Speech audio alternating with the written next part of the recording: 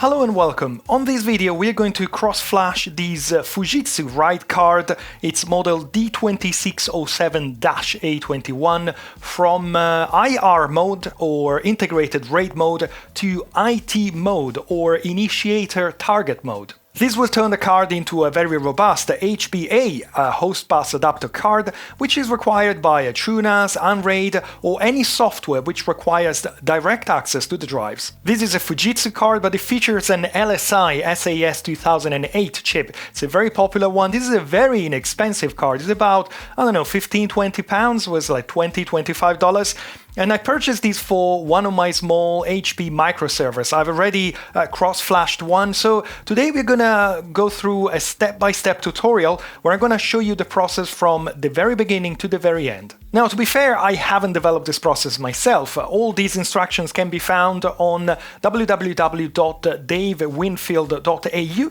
Thank you very much, Dave, for taking the time to put these instructions together. So tonight we're gonna follow Dave's instructions from the very beginning to the very end. So in order to cross-flash this card, you're going to need a USB stick. We're going to make it bootable in a minute. You're going to need a Fujitsu D2607 card, of course. But most importantly, you're going to need a motherboard capable of booting into DOS mode, the standard, the more traditional way. But also, if I'm saying it right, in UEFI mode, which is you can find on more modern motherboards. Now, this motherboard, it's a Sandy Bridge, so it's not too old. And this can boot in both DOS mode and UEFI mode. And in theory, you should be able to use any motherboard that can do DOS mode, which is the first part of the process, and then you move to another motherboard for the UEFI part. But just as a word of advice, this is the second card I'm doing. On the first card, for the DOS part, I was using a different motherboard, not too much older than this one, and one of the commands that I was going to use, mega rec, just refused to run on that motherboard. So eventually I moved to this one, which can boot to both DOS and UEFI, and everything worked totally fine on this one. So if something doesn't work on your motherboard, I don't know, consider the possibility that your motherboard doesn't like the process, whether there is a way to go into the BIOS maybe and change some parameters. I do not know, I'm just passing this information to you.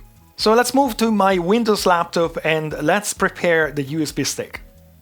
Alright, the first step is for you to download Rufus. It's a free software, the link is down below in the description, and you can also download the portable version so you don't have to run through an installation. When it's running, I have a 8GB USB stick in my system. Probably you don't need 8GB, but that's the one I had here on my desk, and you're going to make it bootable by selecting this option here, FreeDOS.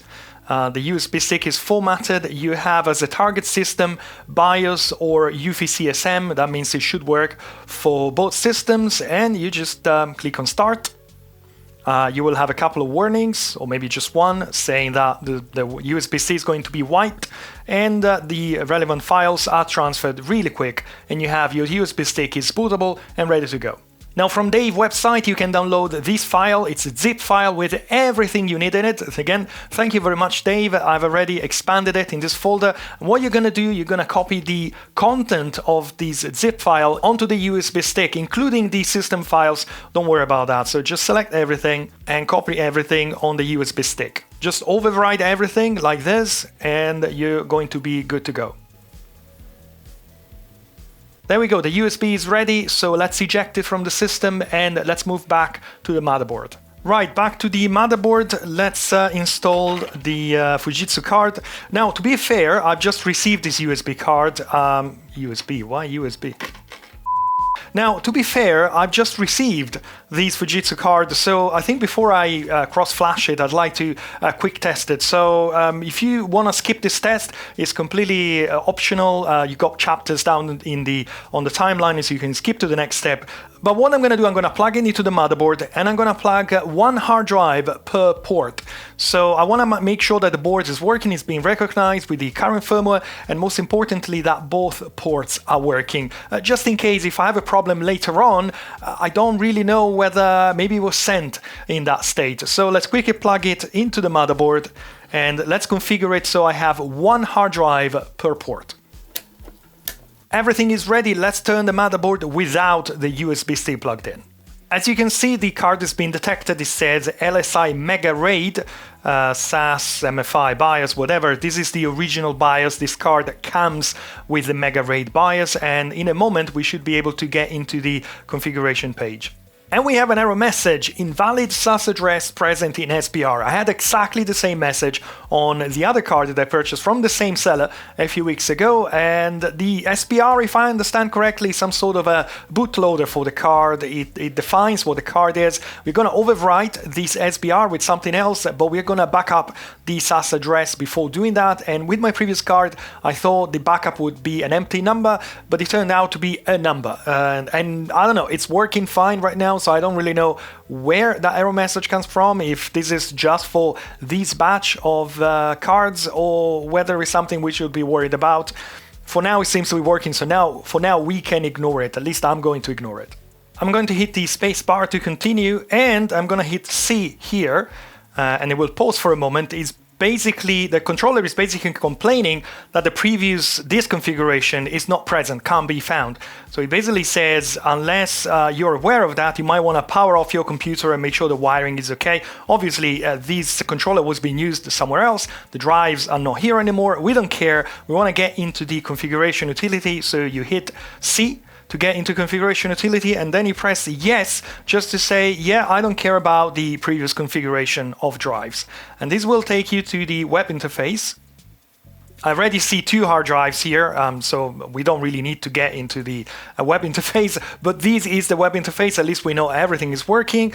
I don't probably need the mouse. I think we can use the keyboard. Yeah, I see 2 drives. One is slot 0, one is slot 4. Again, the 2 drives are configured to the 2 ports.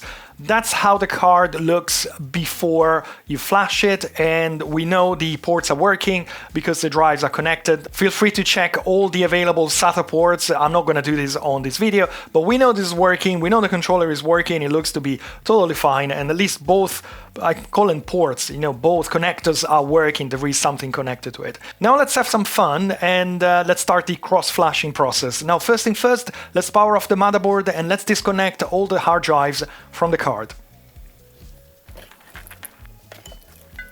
Once the drives are disconnected, you can plug the USB stick in one of the USB ports and power on the motherboard again.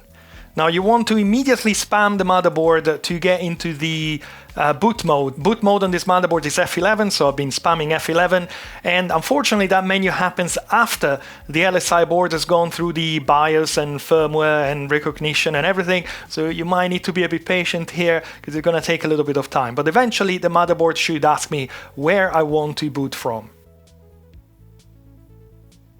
Here we are, and the motherboard is asking me, as I said, to boot into regular DOS mode or UEFI mode. For the time being, I want the regular DOS mode, so I'm selecting USB and not the UEFI one, and I should end up on some sort of DOS. Yes, I can select the first one, and here I am on the C prompt. Now, a little tip, which I think is also mentioned by Dave on his website, if you're not entirely sure that your USB is bootable, is properly made, and it works with your motherboard, you might want to remove the card first and do your test without the card, so you don't have to wait those, I don't know, a minute and a half before the card has to initialize, and to then realize that maybe the USB stick doesn't boot, or there's something in the options of your motherboard, or you haven't pressed the right button to invoke the boot manager. Anyways, it's booting, and we are in MS-DOS. Now the first thing you're gonna do, we're gonna back up the SAS address. Yes, I know that the card was complaining about it, but we're gonna back it anyways.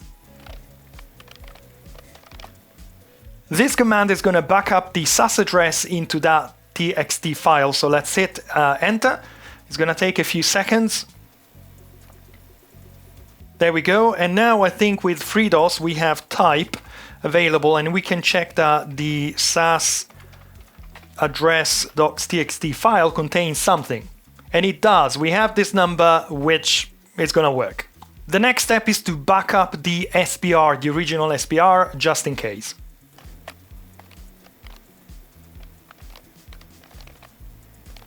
Gonna hit enter.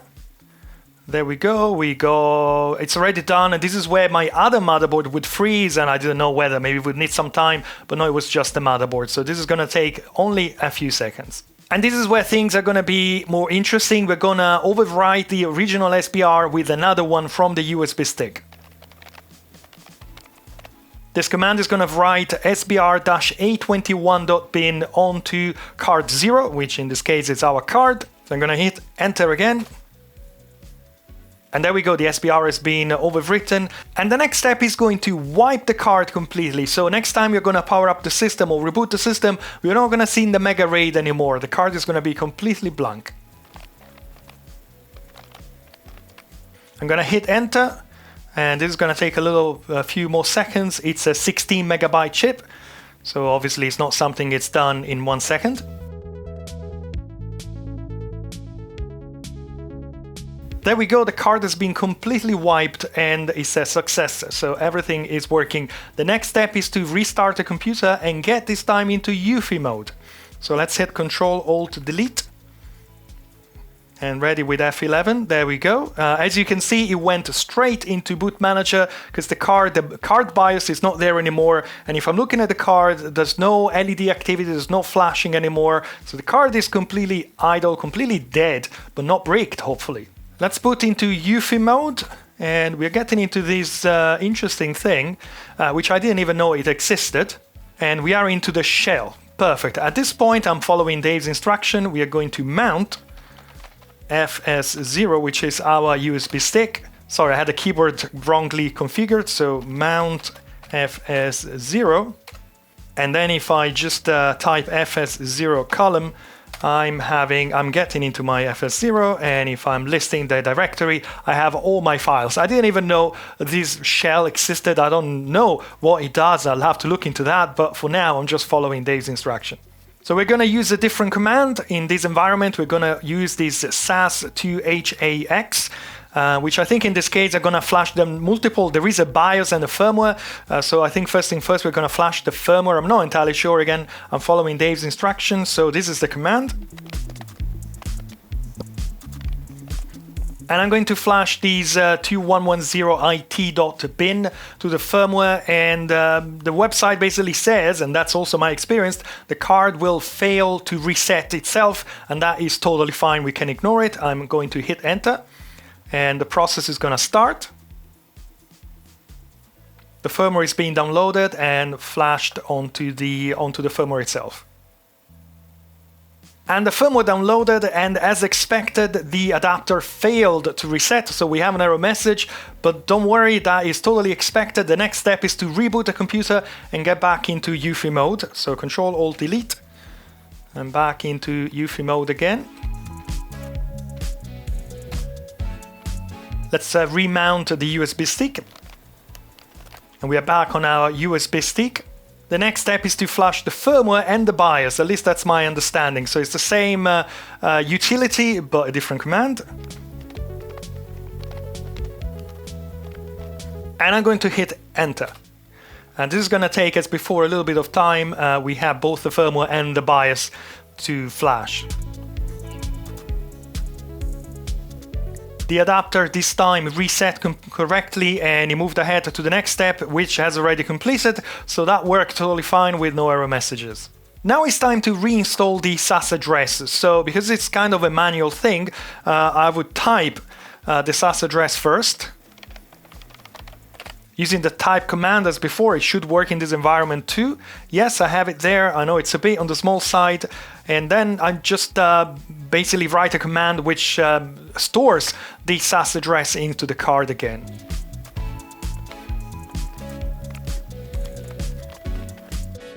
And that should very quickly just write the SAS address and resetting the adapter, which was successfully reset. At this point, I believe it's just a matter of restarting, and more or less that's it with a little gotcha. Let's restart first and make sure we should have a different interface now.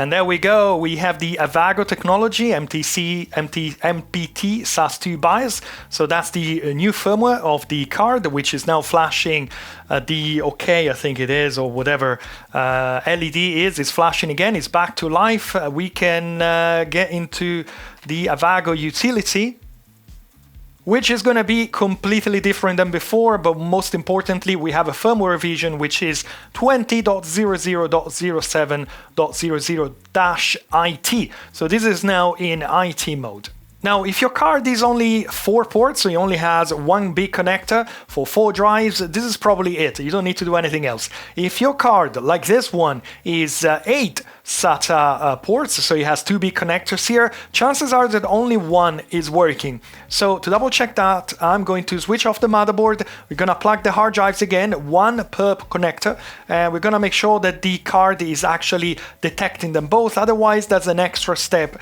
to be done. I'm going to replug my big wires here for the hard drives. And I'm going to turn the motherboard back on. Probably I don't need to get into the configuration. I can just wait and see on screen how many drives are being detected. If it's 2 hard drives, there's nothing to be done. I might want to show you anyways. If it's 1 drive, as on with my previous card, so I'm totally expecting that, then we need to do a little tweak. There we go, we only have 1 Hitachi hard drive, so one of the 2 ports is not working. So let's go back to DOS mode, so not UEFI mode. So I'm going to restart my motherboard here. And now obviously we need to wait for the interface to initialize, but I'm going to go back into DOS mode. And the next step is to overwrite the existing SBR with a different one, which is SBR-A11. I don't know why the A21 doesn't work. I don't know. I understand it's just a bit that needs to be changed. So I don't know, but this seems to be working. I'm going to hit OK, enter, and it's working straight away. I'm going to restart the card, and now I should be able to see 2 hard drives connected to the card. And yes, I see 2 hard drives, so this is now completely fully working. And also in the boot manager, I see the 2 drives directly presented to the BIOS of the motherboard. So this is exactly what we want. The RAID controller is completely bypassed and the hard drives are being presented to the motherboard 100%. So this is it for the card. This is making the card 100% working. I cross-flashed one of these and it's currently working with TrueNAS in my little HP micro server. No issues whatsoever. There is only one more thing that I would recommend to do to this card, so stay with me. Now these cards are pretty old and they don't feature an active cooler, a fan. They rely on the ventilation inside the server. They actually generate quite a lot of heat, so I would definitely recommend to remove this heatsink and replace the thermal paste. At least on the other card I had, it was basically completely dry. So let's remove the heatsink on this one.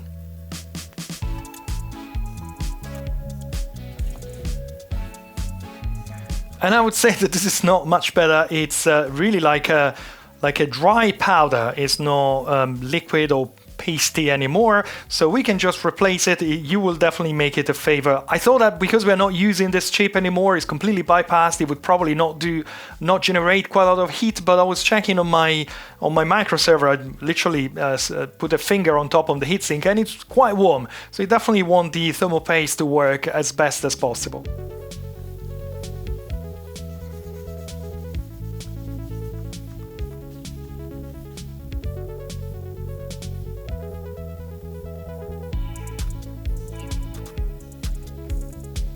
And there we go, our Fujitsu card is completely cross-flashed, it totally works, thermal paste is replaced, all the SATA ports are working, the SAS address has been restored from the previous firmware, and both hard drives are being detected by the card. So complete 100% success. Now I have to say that the other card was as straightforward as this one. I think at some point the system froze and I had to restart it. But besides that, it seemed to be working totally fine. I can see on Dave's website and also by poking around online that sometimes this process is not totally smooth and you might need to try numerous times until it actually works. But in my case, it worked totally fine. I don't know if it's these specific cards, which are pretty good, the motherboard combination, I don't really know. But the process worked totally fine for me. I hope it also works as well for you. And worst case scenario, hopefully you just need a couple of restarts and and a couple of extra tries. So that's it. I hope I managed to make this video as straightforward, direct, simple and easy to follow as possible, hopefully not too long. If you enjoyed the video, I'd appreciate a thumb up down below, and also consider subscribing to this channel and my main channel if you like this kind of things. Don't forget I'm on Facebook and on Patreon, the links are down below in the description. There is a free tier on Patreon, so no excuses, but if you don't want to support me on Patreon, well, maybe you can buy me a coffee, and the link is also down below in the description. If you don't want to buy me a coffee, well, I hope you enjoyed this video. Most importantly, I hope that this video is useful for you. That's it for today. Thank you for watching, and I hope to see you again soon here on my channels for my next videos. Thank you very much, and goodbye. Bye bye.